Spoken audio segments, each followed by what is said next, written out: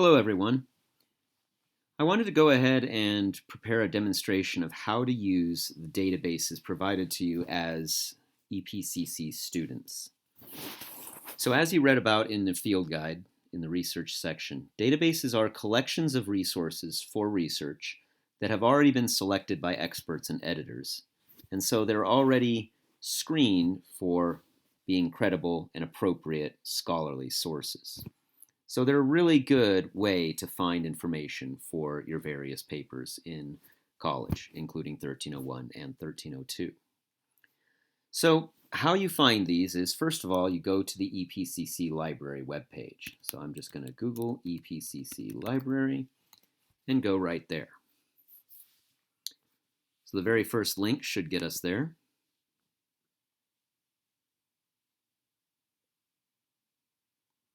Once we're on the main page, if you scroll down a little bit, you'll see that they have a link to the online databases.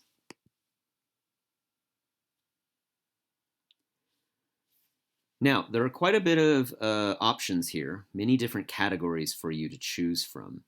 What I recommend that you do is just go to where it says Database Collections. But before you click that, notice this right here. Each database on the list will have a separate link for off-campus access.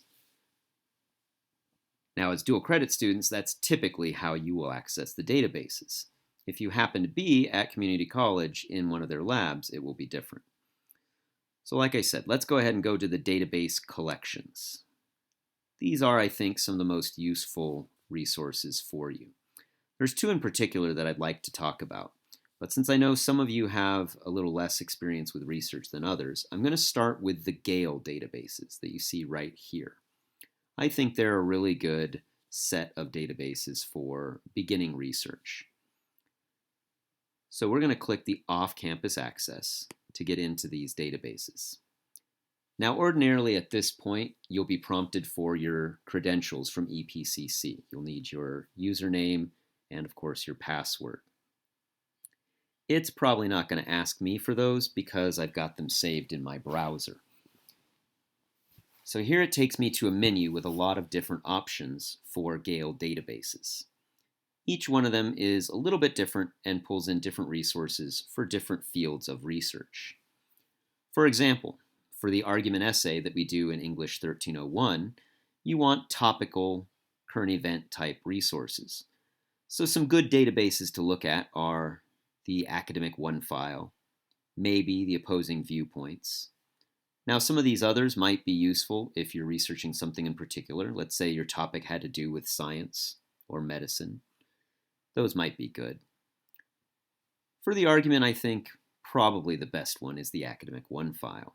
So let's go in there and see what they've got.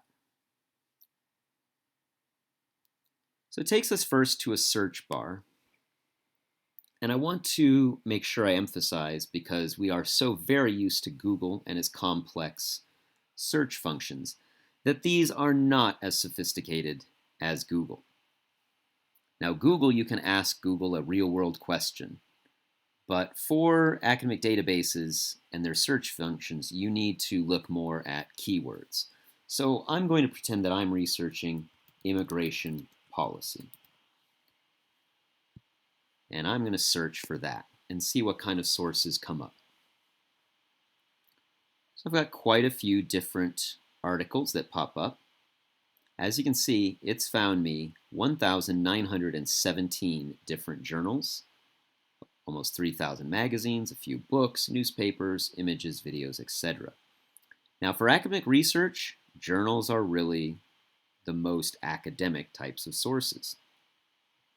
Magazines are going to be more like pieces like the New York Times Magazine or the Atlantic, things that you can also find out on the open internet.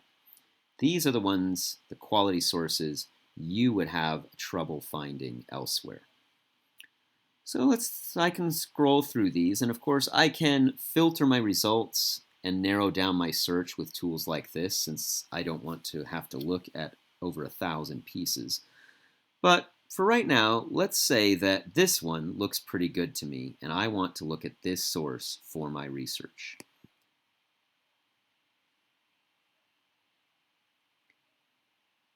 Now, whenever you're doing research, it's a good idea to keep track of your sources in an annotated bibliography as you go.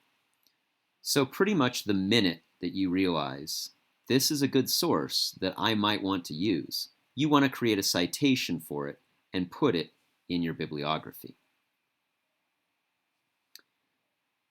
And let's pretend that I do think this looks like a good source. One of the advantages of these databases is that they often have citation tools. And for this one, you can see it right up here where it says Cite. If I click on this button, it's going to generate a citation for me that I can then copy and paste right into my annotated bibliography. Notice that this citation is in MLA 8th edition. That is the updated MLA. Now, if I was using APA, I could easily convert the citation to that format. Likewise, if I was using Chicago style citation. Now, also notice that these aren't 100% perfect citations. The big problem right here is that the title is all in caps.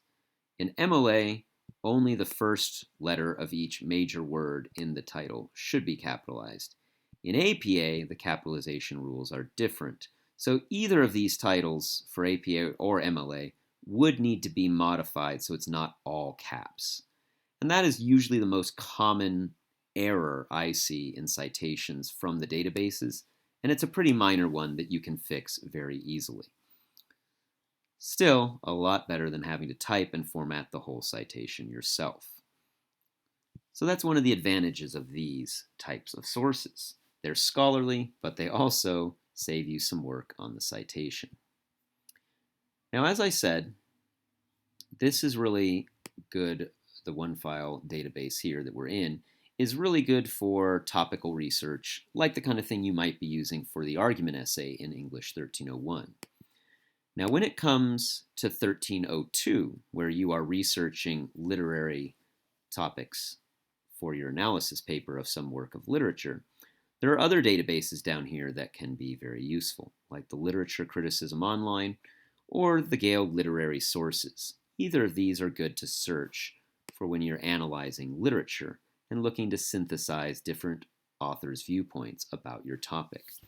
So let's say that I was writing about the English epic Beowulf and the culture that produced it.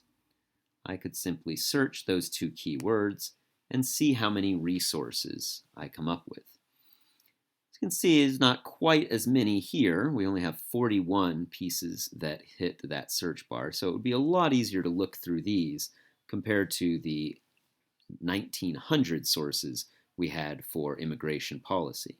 Probably if I was writing that immigration paper, I would need to limit my searches a lot more.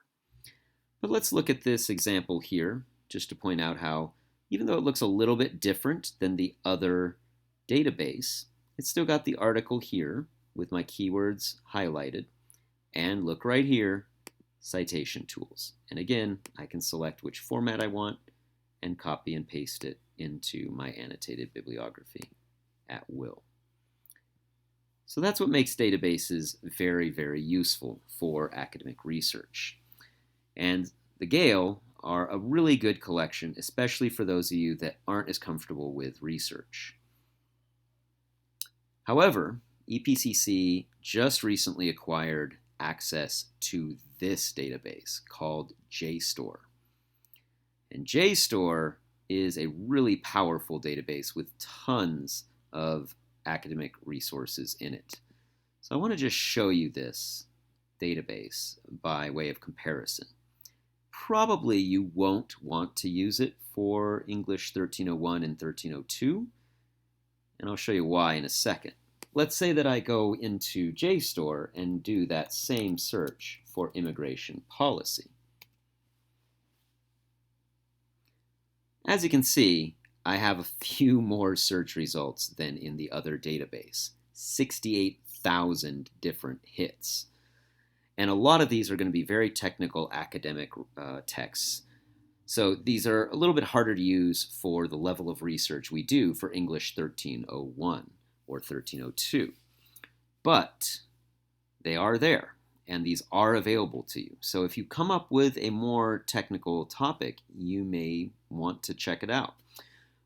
More likely, though, you will need a database like this in your academic future. When you get into upper division courses, or if you go to grad school, it's a database like this that you use mostly for your in-depth research, because JSTOR is quite a beast, as you can see by the number of results. And just for the sake of showing what it looks like in here, as you can see, this article is a scan reproduced. So it's a little bit different than the other databases that were giving us just the raw text of the article. If you were citing from here, you can see the page numbers are actually preserved, and so you would need to make sure you included the page numbers in your in-text citations. But just like our others, we have the ability to instantly generate citations for our bibliography. So it's a very useful tool, a very powerful one, and so it might be a little bit harder to use than the Gale databases. So I really recommend that most of you start with the Gale. They're a good suite of tools, lots of, well, not lots, but enough variety for most of your topics here. So that's a quick rundown of how to get into the databases. Once you are in them, you're going to have to play around with different keyword searches to make sure that you're finding what you need. And that just takes some trial and error sometimes. Remember, it's not as sophisticated as Google. It's going to work on those keywords, so you might start too specific and have to go more general, or vice versa, to get the results that you need. If, for example, that immigration policy essay that we talked about gave me way too many results to go through, then I might want to narrow it down by more recent findings, by limiting the date range. Or I might want to search within these results for another word like border wall and see what comes up that way. As you can see, that narrows my search down considerably. So those are different techniques to get what you need out of the databases. Very powerful tools that can really help you make sure that you're engaged in good scholarly research and not picking up some kind of junk sites off the internet that you can't really trust. As always, please feel free to contact me with any questions about these types of resources, and you can also always get help from the librarians.